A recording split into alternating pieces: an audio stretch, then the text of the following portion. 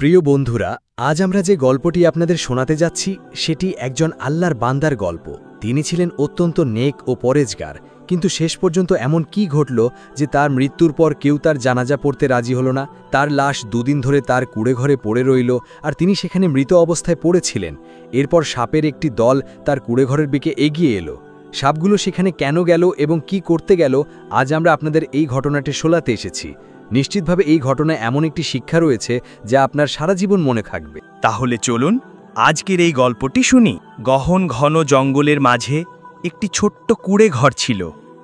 এই কুঁড়ে ঘরে একজন দরবেশ স্বভাবের বৃদ্ধ ব্যক্তি বাস করতেন, যিনি সবসময় আল্লাহর ইবাদাতে মগ্ন থাকতেন।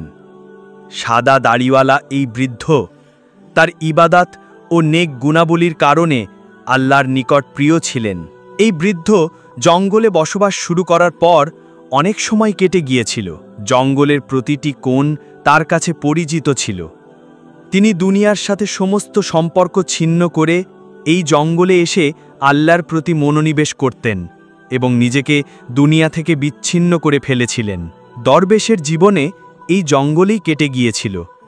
দিন হোক বা রাত, শীত হোক বা গ্রীষ্ম, বৃষ্টি হোক বা ঝড়, তিনি সবসময় এখানেই থাকতেন এবং এই জঙ্গলের অনেক প্রাণীকে তিনি বন্ধু বানিয়ে ফেলেছিলেন। জঙ্গলের কাছে যে গ্রাম ছিল সেখানকার মানুষ এই দরবেশকে ভালো মনে করত না। যদিও দরবেশ সারাক্ষণ ইবাদাতে মগ্ন থাকতেন এবং দুনিয়ার মানুষের সাথে কথা বলতেন না, তবুও গ্রামের লোকেরা তাকে পাগল বলে ডাকত। তারা তাকে মিথ্যাবাদী বলতো, তার বিরুদ্ধে কথা বলতো, এমনকি ঘৃণার দৃষ্টিতে তাকে দেখত, তার কাছে যেত না। শেষ পর্যন্ত এই বৃদ্ধ কি করেছিলেন যে গ্রামবাসীরা এমন আচরণ করল? কিন্তু বৃদ্ধের এসব নিয়ে কোনো চিন্তা ছিল না। তিনি নিজের মতো মগ্ন থাকতেন এবং এখানেই তিনি অনেক সাপকে বন্ধু বানিয়ে ফেলেছিলেন। গ্রামের লোকেরা তাকে কয়েকবার সাপের সাথে কথা বলতে দেখেছিল এবং ইস্তেগফার পড়ে এগিয়ে যেত। কিন্তু বৃদ্ধ সেই সাপদের সাথে মনের কথা বলতেন এবং তাদের কাছে তার হৃদয়ের সব কথা খুলে বলতেন। তিনি সাপদের বন্ধু মনে করতেন, এই কারণে তিনি তাদের সাথে মগ্ন থাকতেন। বৃদ্ধ সুস্থই ছিলেন, তার স্বাস্থ্য ভালো ছিল, কিন্তু কি হলো জানা নেই। এক রাতে নীরবে তিনি এই দুনিয়া থেকে বিদায় নিলেন। সেই রাতেও তিনি আল্লাহর ইবাদতে মগ্ন ছিলেন। হঠাৎ তার শরীর খারাপ হলো এবং তিনি তার স্রষ্টার কাছে চলে গেলেন। কেউ জানত না তার মৃত্যু কিভাবে হলো। তার লাশ তার কুঁড়ে ঘরে পড়ে রইল। দুদিন ধরে তিনি সেখানেই ছিলেন। কেউ জানত না যে এই বৃদ্ধের ইন্তেকাল হয়েছে। হঠাৎ গ্রামের একজন নেকলোক এদিকে এলো এবং বৃদ্ধকে কোথাও না দেখে উদ্বিগ্ন হল। আশ্চর্যজনকভাবে তিনি কুঁড়ে ঘরে কাছে এসে বৃদ্ধকে মৃত অবস্থায় দেখে হতবাক হয়ে গেলেন। তিনি গ্রামে ছুটে গিয়ে গ্রামবাসীদের বললেন যে জঙ্গলে থাকা সেই বৃদ্ধের ইন্তেকাল হয়েছে। গ্রামের লোকেরা তার কথায় কোনো গুরুত্ব দিল না এবং বলতে লাগলো, আমরা কি করব? তার ইন্তেকাল হয়েছে তো আমাদের কি করার আছে? আমাদের তার সাথে কোনো সম্পর্ক নেই। তুমি এসব নিয়ে মনোযোগ দিও না, নিজের কাজে মন দাও। গ্রামের লোকেরা এই তাচ্ছিল্য সে লোকটিও চুপ হয়ে গেল, কিন্তু কেউ জঙ্গলে গেল না। গ্রামের লোকেরা যেন বৃদ্ধকে অস্পৃষ্ট মনে করত। কেউ এই ভাবেনি যে তার জানাজা কে পড়াবে, তার দাফন কিভাবে হবে। কেউ এসব জানত না, কারণ গ্রামের লোকেরা তার সাথে বয়কট করেছিল। তারা তাকে পছন্দ করত না, তার সাথে দেখা করত না। কেউ এগিয়ে আসছিল না তাকে দাফন করতে। তার লাশ দুদিন ধরে কুঁড়ে ঘরে পড়েছিল। শেষ পর্যন্ত কেন তাকে দাফন করা হচ্ছিল না? কেন কেউ তার কাছে যাচ্ছিল না? এবং যদি কেউ তাকে দাফন না করে তবে তার দাফন কিভাবে হলো, কে করল? এই গল্পে আমরা আপনাদের এসব বিষয় আরও বলবো। বন্ধুরা, দীন মোহাম্মদ ছিলেন খুবই সরল ও মিলনসার প্রকৃতির মানুষ। দীন মোহাম্মদ ছোট্ট একটি গ্রামের বাসিন্দা ছিলেন, যেখানে তিনি শিশুদের কুরআন শিক্ষা দিতেন। দীন মোহাম্মদের জীবন ছিল সরলতা ও মর্যাদার একটি সুন্দর মিশ্রণ। তার মনে বেশি কিছু লোভ ছিল না, আর তিনি কখনো লোভের পেছনে ছোটেননি। তিনি তার সাধারণ জীবন নিয়ে খুবই সন্তুষ্ট ছিলেন এবং একটি শান্তিময় পরিবেশে নিশ্চিন্তে জীবনযাপন করতেন। তার কণ্ঠে অসাধারণ মাধুর্য ছিল, এতটাই মিষ্টি ছিল যে গ্রামের লোকেরা অনিচ্ছাই তার তেলাওয়াত শুনতে থাকত। আর যখন তিনি শিশুদের কুরআন শিখাতেন তখন লোকেরা অনিচ্ছাই তাকে দেখত। দীন মোহাম্মদ তার দ্বীনের প্রতি গভীর ভালোবাসা রাখতেন। এই কারণেই তিনি নিজেকে ধর্মীয় শিক্ষার জন্য উৎসর্গ করেছিলেন। তিনি কুরআন শিখেছিলেন এবং কুরআন হেফজ করেছিলেন। দীন মোহাম্মদের এই সেবা ও গুণাবলীর কারণে গ্রামের লোকেরা তাকে খুব পছন্দ করত। দীন মোহাম্মদের ঘরে তার স্ত্রী আয়েশা ছিল। আয়েশা ছিল অত্যন্ত সুন্দরী, পর্দানশীল ও শালীন মহিলা। আয়েশা এতটাই সুন্দরী ছিলেন যে তাকে স্পর্শ করলে মনে হতো তিনি নষ্ট হয়ে যাবেন। দীন মোহাম্মদ খুবই ভাগ্যবান ছিলেন যে তিনি আয়েশার মতো একজন সুন্দরী ও ধার্মিক স্ত্রী পেয়েছিলেন। তিনি মন থেকে আয়েশার মূল্যায়ন করতেন, আর এই কারণেই আয়েশাও দিন মোহাম্মদের পাশাপাশি দিনের সেবায় নিয়োজিত ছিলেন। তিনি তার স্বামীর কাজে সাহায্য করতেন। তিনিও ঘরে শিশুদের ধর্মীয় শিক্ষা দেওয়ার কাজ শুরু করেছিলেন। আয়েশার তিলাওয়াত খুব সুন্দর ছিল এবং তার বয়ানের ধরন ছিল অত্যন্ত মনোরম। এই দুজনের শান্তিময় জীবন খুব ভালোভাবে কাটছিল এবং একে অপরের সঙ্গে তারা খুব খুশি ছিলেন। কিন্তু তারা জানতো না যে ভবিষ্যতে তাদের জন্য এমন একটি ঝড় আসছে যেটি তাদের একটি করে গড়া সংসার ভেঙে চুরমার করে দেবে। যদি তারা এটি জানতো তবে হয়তো দিন মোহাম্মদ কখনো এমন কিছু করতেন না। আয়েশার কাছে অনেক শিশু আসত। তাদের মধ্যে একটি মেয়ে ছিল জমিদারের কন্যা। আয়েশা জমিদারের মেয়েকেও কোরআন শিক্ষা দিতেন। প্রায় জমিদারের স্ত্রী বা তার কোনো চাকর এসে মেয়েটিকে নিয়ে যেত। আয়েশা খুবই সুন্দরী ও পর্দানশীল ছিলেন। তিনি খুব কমই কারো সামনে যেতেন। একদিন এভাবেই জমিদার তার মেয়েকে নিতে এলো। কারণ জমিদার অন্য শহরে গিয়েছিলেন এবং অনেক দিন পর ফিরেছিলেন, তাই তিনি তার মেয়েকে খুব মিস করছিলেন। তাই তিনি সময়ের আগেই আয়েশার বাড়িতে চলে এলেন। আয়েশার বাড়ির দরজা সামান্য খোলা ছিল, কারণ কিছুক্ষণ আগে একটি শিশু ভেতরে গিয়েছিল এবং দরজা পুরোপুরি বন্ধ হয়নি। সেই আধখোলা দরজা দিয়ে জমিদার আয়েশাকে দেখতে পেলেন। আয়েশার সৌন্দর্য জমিদারের হৃদয়ে আঘাত করল। আয়েশার মাসুমিয়াত ও সৌন্দর্য জমিদারের হৃদয়ে গেঁথে গেল এবং তিনি হতবাক হয়ে আয়েশার সৌন্দর্যের দিকে তাকিয়ে রইলেন। জমিদার ভুলে গেলেন তিনি এখানে কেন এসেছেন, কিসের জন্য দাঁড়িয়ে আছেন। আয়েশার সৌন্দর্য তার হৃদয়ে এমনভাবে ছাপ ফেলছিল। যদিও আয়েশা খুবই সুন্দরী ছিলেন, তবু এতদিন কেউ তাকে এভাবে বেপর্দা অবস্থায় দেখেনি। এখন জমিদার তাকে দেখে তার হুঁশ হারিয়ে ফেললেন। তিনি আয়েশার প্রেমে পড়ে গেলেন এবং তার প্রতি মুগ্ধ হয়ে গেলেন। আয়েশা যখন বড় মগ্নতার সাথে শিশুদের পড়াচ্ছিলেন, তখন তিনি কারো দৃষ্টির তাপ অনুভব করলেন। হঠাৎ তিনি দরজার দিকে মাথা তুলে দেখলেন জমিদার সেখানে দাঁড়িয়ে। আয়েশার মুখে একটি অসন্তোষের ছায়া পড়ল এবং তিনি তৎক্ষণাৎ তার মুখ ওড়না দিয়ে ঢেকে ফেললেন। তিনি জমিদারের মেয়েকে বললেন, বেটি যাও, তোমার বাবা বাইরে দাঁড়িয়ে আছেন, তাকে বলো উস্তানি বলেছেন এভাবে কারো বাড়িতে উকি দেওয়া ভালো নয়। আয়েশা রাগের সাথে একটি একটি শব্দ চিবিয়ে বলেছিলেন এবং তারপর মুখ ঢেকে মুখ ফিরিয়ে নিলেন। জমিদার বাইরে দাঁড়িয়ে লজ্জিত হয়ে গেলেন। তার মেয়ে এসে গিয়েছিল এবং আয়েশার বার্তাটি ঠিক সেই শব্দে জমিদারকে দিয়ে দিল। আয়েশা জমিদারের এই আচরণে খুবই কষ্ট পেলেন এবং মনে মনে খুব রাগ অনুভব করছিলেন। তবে তিনি তার স্বামীকে এটি বললেন না এবং বিষয়টি গোপন রাখলেন। কিছুদিন এভাবেই কেটে গেল। একদিন আয়েশা তার স্বামীর সাথে গ্রামে বেড়াতে বের হলেন। আবহাওয়া ভালো ছিল, তাই দিন মোহাম্মদ আয়েশাকে নিয়ে বাগানের দিকে গেলেন। পথে জমিদারের সাথে দেখা হলো। তিনি গভীর দৃষ্টিতে আয়েশার দিকে তাকালেন, তারপর দিন মোহাম্মদের দিকে। জমিদারের আয়েশার দিকে ওঠা দৃষ্টি দিন মোহাম্মদের ভালো লাগল না এবং তিনি অসন্তোষ বোধ করলেন। কিন্তু জমিদার আয়েশার সৌন্দর্যের কাছে নিজেকে অসহায় মনে করছিলেন। যদিও আয়েশা নিজেকে ঢেকে রেখেছিলেন, নেকআপ করে রেখেছিলেন, তবু জমিদার তাকে দেখছিলেন। আয়েশা অসন্তোষ বোধ করলেন। দিন মোহাম্মদ সেখানে বেশি দেরি না করে এগিয়ে গেলেন। তখন তিনি আয়েশাকে বললেন, জমিদারের দৃষ্টি আমার ভালো লাগছে না, তুমি তার সামনে যেও না। দিন মোহাম্মদ আয়েশাকে সতর্ক থাকতে বললে তিনি বললেন, আপনি ঠিক বলছেন, সেদিন সে তার মেয়েকে নিতে এসেছিল, তখনও আমাকে দেখছিল এবং অনেকক্ষণ দাঁড়িয়েছিল। সেদিন থেকে আমার তাকে খুব খারাপ লাগছে, তার দৃষ্টি আমার ভালো লাগে না। আয়েশা এটি বললে জমিদারের কথা ভেবে দিন মোহাম্মদ উদ্বিগ্ন হয়ে পড়লেন। এখন এর কি করা যায়, কিভাবে এর থেকে মুক্তি পাওয়া যায়? কিন্তু তিনি কিছু বুঝতে পারছিলেন না। দিনগুলো শান্তিময়ভাবে কাটছিল আর জমিদার আয়েশার সৌন্দর্যে কাতর হয়ে অজুহাতে তাকে দেখার চেষ্টা করতেন, তার কাছে যাওয়ার চেষ্টা করতেন। দিন মোহাম্মদ জমিদারের আচরণ অনুভব করছিলেন, কিন্তু তিনি কিছু করতে পারছিলেন না। তিনি পরোক্ষভাবে জমিদারকে বোঝানোর চেষ্টা করেছিলেন এবং আয়েশাকেও তার থেকে দূরে থাকতে বলেছিলেন। কিন্তু আয়েশা বেচারি কি করবেন?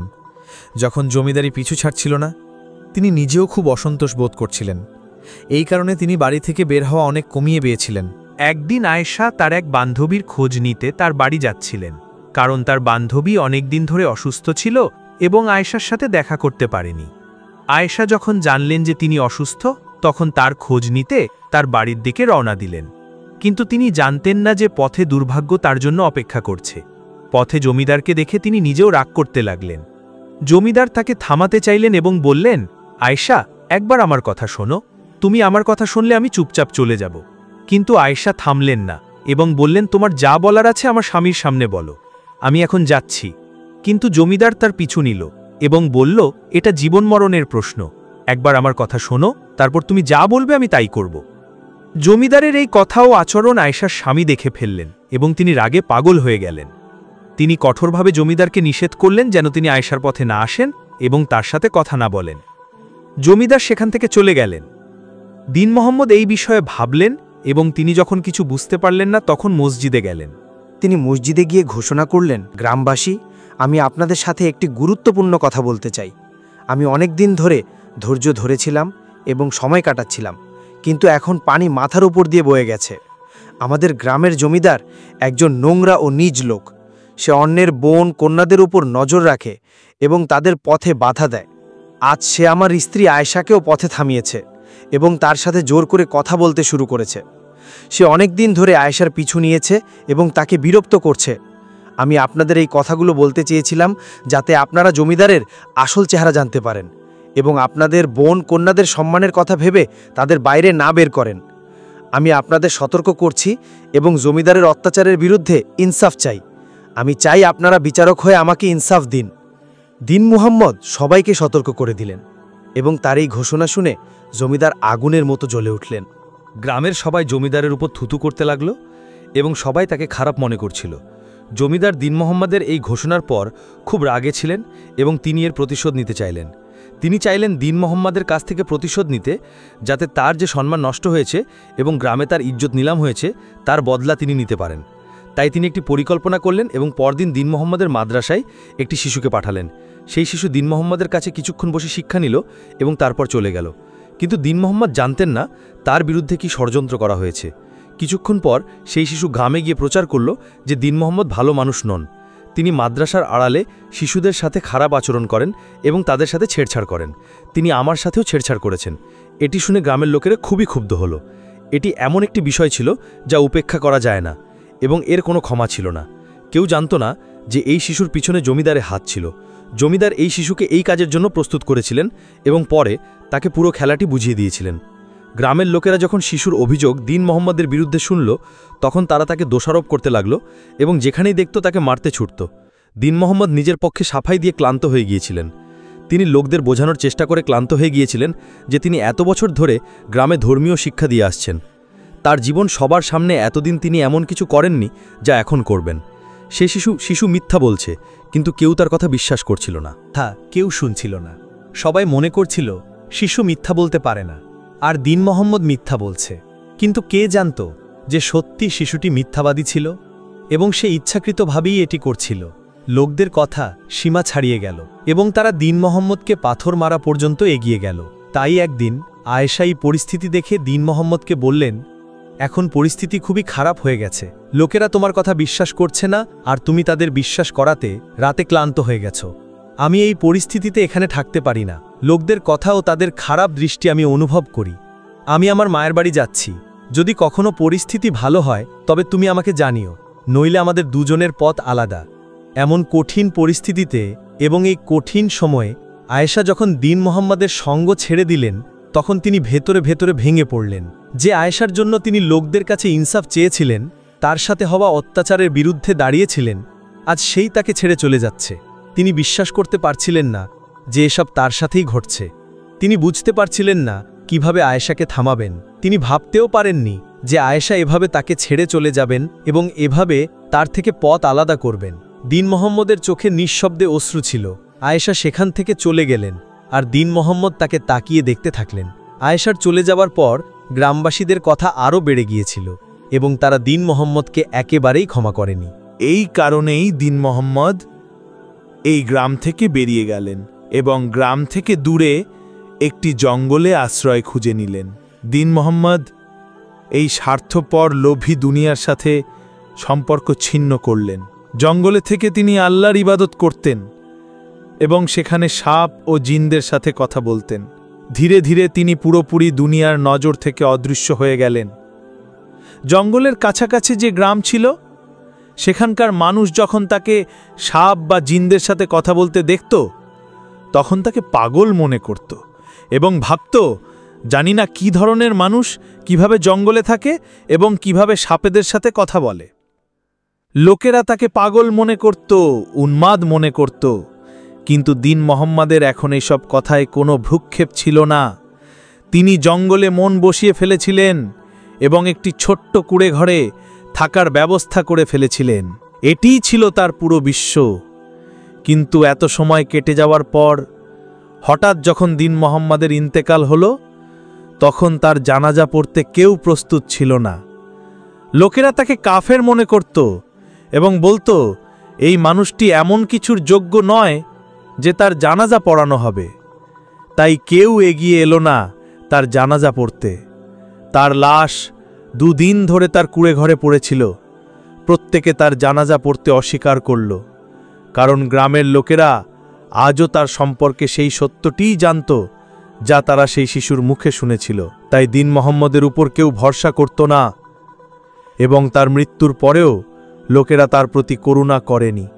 2 দিন ধরে যখন তার লাশ কুঁড়ে ঘরে পড়েছিল এবং কেউ তার জানাজা পড়তে এলো না, তখন একদিন সাপের একটি দল তার কুঁড়ে ঘরের দিকে এগিয়ে এলো।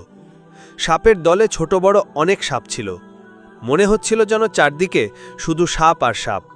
তারা সবাই চলতে চলতে দীন মোহাম্মদের কুঁড়ে ঘরের বাইরে এসে থামল। তাদের মধ্যে একটি বড় সোনালী রঙের সাপ ছিল। সে উত্তেজিতভাবে তার ফনা মেলে ধরল এবং আস্তে আস্তে কুঁড়ে ঘরের চারপাশে চক্কর দিতে লাগল। সেই সাপটি খুব বড় ছিল এবং মনে হচ্ছিল যেন সেই সাপের সর্দার। সব সাপ এক জায়গায় থেমেছিল আর সেই সোনালী সাপটি কুঁড়ে ঘরের দরজায় এসে দাঁড়াল। তার দাঁড়ানোর সাথে সাথে সব সাপ একযোগে নত হয়ে গেল। তারপর কিছুক্ষণ পর তারা আবার ফনা মেলে দাঁড়িয়ে গেল। সেই সোনালী সাপ কুঁড়ে ঘরে ঢুকল এবং কিছুক্ষণ পর যখন বেরিয়ে এলো, তখন তার শরীরের সাথে সেই দরবেশের দেহ জড়ানো ছিল। সেই সাপ দরবেশের দেহ নিয়ে একদিকে চলতে শুরু করল এবং তার পিছনে অন্য সাপগুলোও চলতে লাগল। গ্রামবাসীরা যখন এই দৃশ্য দেখল, তখন তারা হতবাক হয়ে তাকিয়ে রইল। তারা বিস্ময়ে দাঁতের মধ্যে আঙুল চেপে ধরল। এটা কিভাবে সম্ভব? সাপ কিভাবে এসব করতে পারে? সাপ কিভাবে সেই বৃদ্ধের জানাজা পড়িয়ে তাকে এভাবে নিয়ে যেতে পারে? লোকেরা দেখল যে সাপের দলটি একটি কবরস্থানের দিকে চলেছে। সেই সোনালী সাপটি সামনে সামনে চলছিল আর বাকি সবাই পিছনে পিছনে। সেই সাপ কবরস্থানে একটি জায়গায় গিয়ে থামল এবং দেখতে দেখতে সেই জায়গার মাটি ফেটে গেল। সেখানে একটি কবর প্রকাশ পেল এবং পরক্ষণেই সেই সাপ সেই বৃদ্ধের লাশ কবরে দাফন করল এবং কবরটি সমান হয়ে গেল। সেই বৃদ্ধ যাকে কেউ দাফন করতে চায়নি, যার জানাজা কেউ পড়তে চায়নি, যিনি সারা জীবন একটি মিথ্যা অভিযোগ ও নিজ ষড়যন্ত্রের শিকার হয়ে কাটিয়েছেন, যিনি তার সুনাম হারিয়েছেন, তার স্ত্রীকে হারিয়েছেন, তার ঘর বাড়ি ও জীবনের শান্তি হারিয়েছেন এবং সারা জীবন গোসানসীন হয়ে জঙ্গলে কাটিয়েছেন, সেই বৃদ্ধ আজ আল্লাহর পাঠানো সোনালী সাপের হাতে সুপের দেখা হলেন।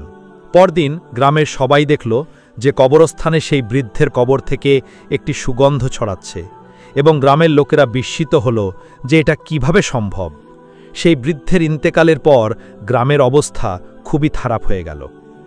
যে গ্রামে আগে সমৃদ্ধি ছিল এবং একটি শান্তিময় পরিবেশ অনুভূত হতো, সেখানে হঠাৎ করে দুর্দশা ডেরা বাঁধল এবং ফসল পুড়ে ছাই হয়ে গেল।